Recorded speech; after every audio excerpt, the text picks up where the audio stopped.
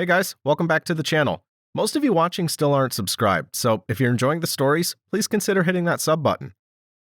She laughed and said, "You're so gullible. I've been testing you this whole time." After I caught her flirting with the bartender, I said, "What's my grade?" Then I decided to test her too by getting close to her sister. She's been losing her mind ever since.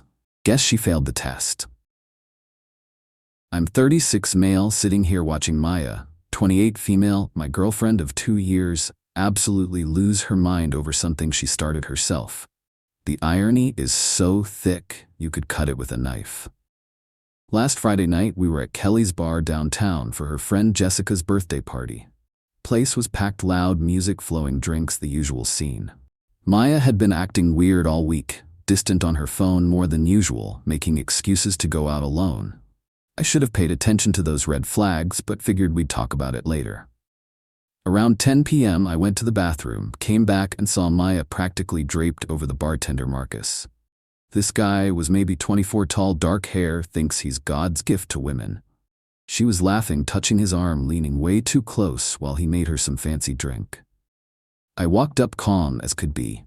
Maya immediately stepped back, but kept that smug smile.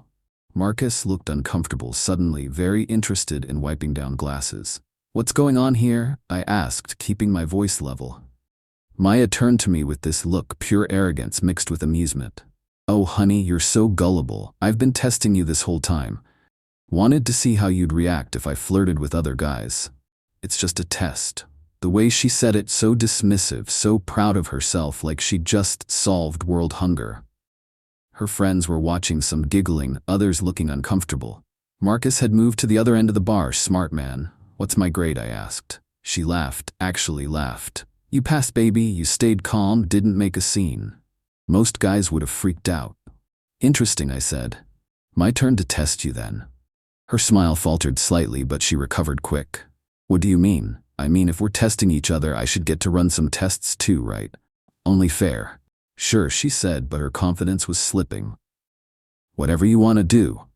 "Good to know," I said. Then I walked away, grabbed my jacket, and left. Didn't say goodbye, didn't make a scene, just gone. She texted me an hour later. "Where did you go? The party isn't over." My reply? "Test in progress." Then I turned off my phone and went home. Update 1. 3 days later. The fallout started immediately. Maya showed up at my apartment Saturday morning looking frantic. I let her in but kept my distance. "Mike, what is this test you're talking about?" she demanded. "You can't just leave me hanging like that." "You left me hanging when you decided to test me without warning," I said. "Fair is fair." She tried to laugh it off, said I was being dramatic, that her test was harmless. I just listened, nodded occasionally, didn't commit to anything. The uncertainty was already eating at her. My actual test was simple, elegant, and designed to hit her where it hurt most. See, Maya has an older sister, Rachel, 31, divorced about 6 months ago. Rachel and I always got along well. She thought Maya was immature and said so regularly. They had that competitive sister dynamic where everything was a contest. Maya left my apartment, frustrated and confused. An hour later, I texted Rachel. "Hey Rachel, heard about the divorce. Hope you're doing okay. Want to grab coffee sometime and catch up?" She replied within 10 minutes. "Thanks, Mike, that's really sweet. Coffee sounds great. How about Tuesday?" Tuesday came and we met at this little place downtown. Rachel looked good, confident, like the divorce had freed her from something. We talked for 2 hours about everything, her new apartment, her plans to travel, work stuff, normal conversation. What I didn't know was that Maya had followed me there. Around 3 p.m., Rachel got a text from Maya demanding to know why she was having coffee with me. Rachel showed me the message. "Is your sister always this paranoid?" I asked. "Only when she thinks someone might be getting attention, that should be hers." Rachel said with a grin. "This is about that testing thing, isn't it?" I explained what happened at the bar, how Maya had laughed about testing me, called me gullible. Rachel's expression darkened.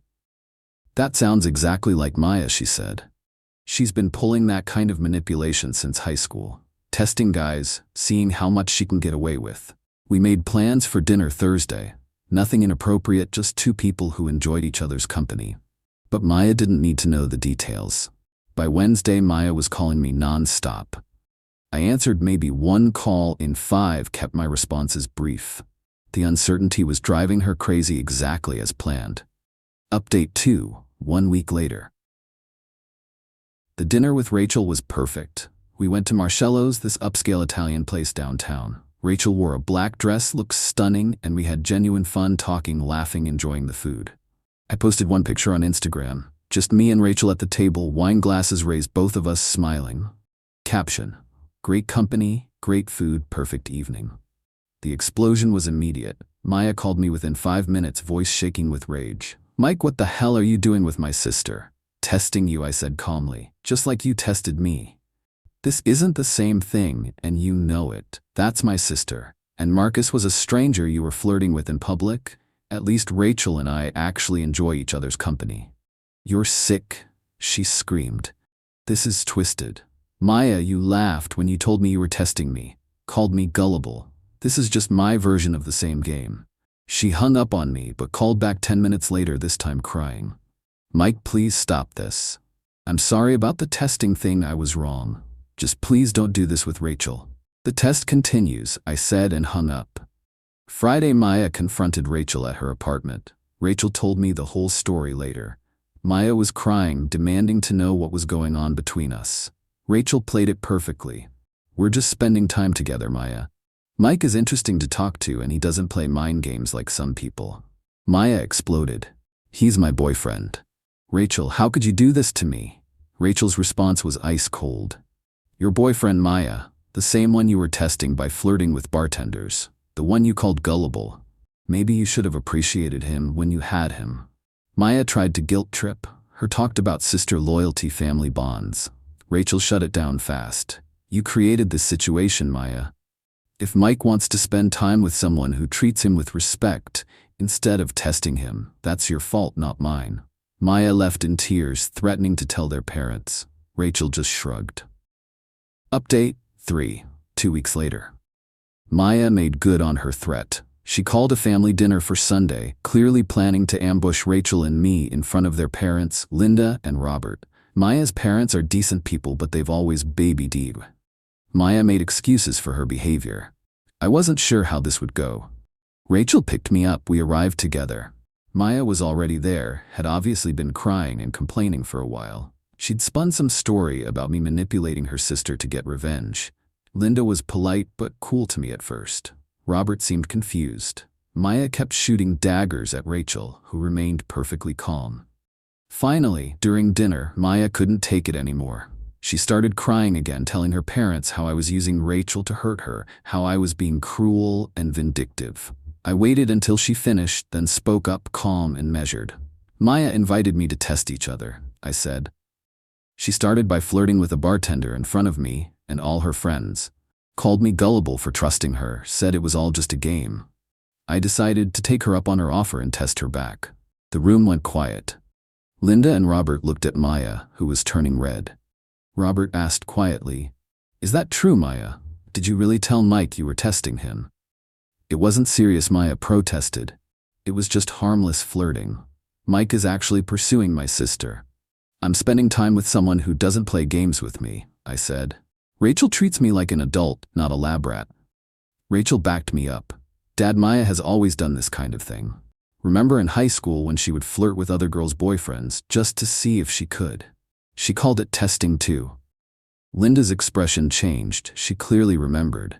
"Maya, honey, that behavior was inappropriate then, and it's inappropriate now. You can't test people's feelings and then get upset when they respond in kind." Maya stormed out crying.